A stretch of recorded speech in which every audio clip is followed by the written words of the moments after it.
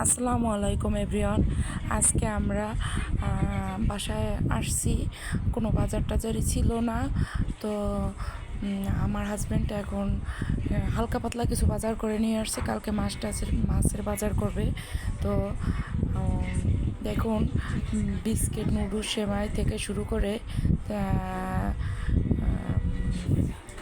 ফল, দই, তরকারি, তারপর মুড়ি, বাচ্চারা যা যা খায় মোটামুটি।